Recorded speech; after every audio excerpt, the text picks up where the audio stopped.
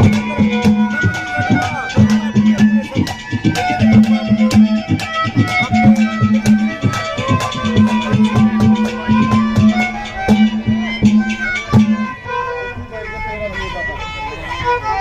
देखो खापों के चौधरियों, उपस्थित बुजुर्गों, नौजवान साथियों, पत्रकार बंधुओं, सारी बात आप सब लोगों को भी पता। पूरे देश भर का किसान आज आंदोलनरत है। विचार सबका आंदोलन पे ही है, दिमाग सबका आंदोलन पे ही है, आंख सबके आंदोलन पे ही है।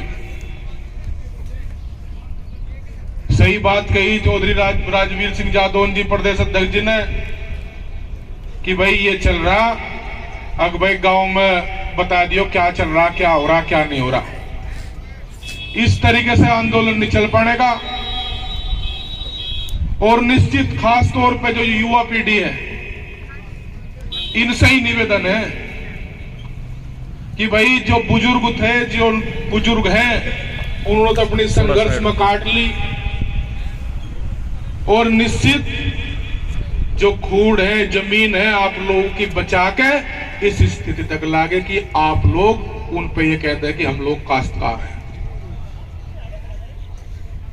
बहुत वकील भी खड़े हो गए सरकार के, बहुत बात जानने की बता रहे कि भाई कानून में ये फायदे हैं, ये कितने फायदे हैं, किसान को तो बस आरंपार ही हो जाएगा। जिस सरकार की नीयत में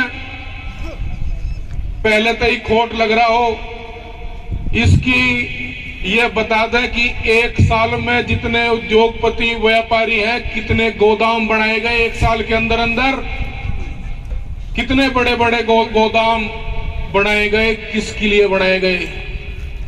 अब फिर कह रहे कि जी एमएसपी पे कोई दिक्कत नहीं है, एमएसपी खत्म नहीं होने जा रही।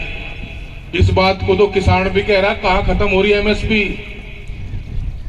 हमें एमएसपी खत्म होने का फिक्र नहीं, हमें फिक्र यह है कि एमएसपी पे अगर खरीद नहीं होगी तो वे गोदाम किसके लिए भरे जाएंगे।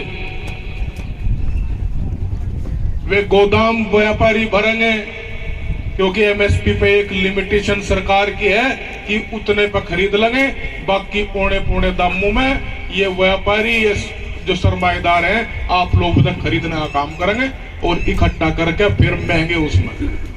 ये लड़ाई किसान की भी लड़ाई नहीं है, इसमें छोटा वर्ग, उपभोक्ता, दुकानदार, जो घरों में रहने वाले लोग हैं, इस किसान से भी अलग, वे सारे पिसेंगे। यह दूसरी क्रांति की, क्योंकि 32 साल पहले एक आंदोलन हुआ था, 32 साल की उस आंदोलन में वोट क्लब के आंदोलन से यहां तक पहुंचा दिया कि आपने बहुत सारे कानूनों पर लगातार किसान धरने पर। बिल्कुल निश्चित आज 23वां दिन हो गया और बड़े दुर्भाग्य की बात भी है कि जिस देश को अन्न देने वाला अन्नदाता वो आज 23 दिन से सड़क पर पड़ा हुआ है। निश्चित दुर्भाग्य की बात है और अपने आप को ठगा हुआ महसूस इस वजह से कर रहा है किसान कि ये सरकारें बनाने का भी काम, अगर 2014 में जब पूर्ववर्ती सरकारें थी, उन सत्तंग आके एक नारा भाजपा ने दिया था कि बहुत हुआ किसानों पर अत्याचार और अब की बार भाजपा सरकार, तरह तरह के प्रलोभन दिखा के वोट ली गई। 2019 में राष्ट्र के नाम पर, उसके नाम पर बहकावा दिखा के जिस तरीके से किसान ठगा गया, तो निश्चित अपने आप को बहुत ऐसा है महसूस कर रहा। लेकिन किसान अपनी लड़ाई लड़ने में सक्षम है और जब तक भी ये कानून वापसी नहीं होने की, जब तक ये आंदोलन बदस्तूर जारी रहेगा।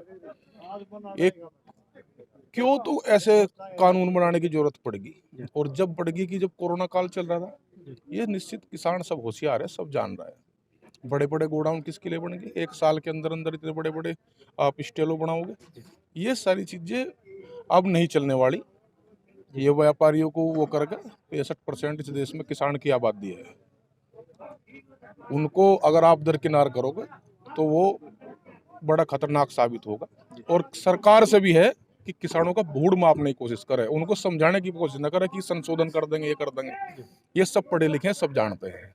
अब संशोधन से नहीं, अब इसको वापसी लिया जाए और एक मजबूत कानून जो है वो बनावे, मिलजुल कर सब लोग बनावे। राष्ट्र के निर्माण में सबसे बड़ा अगर योगदान किसी का है तो वो देश के किसान का है।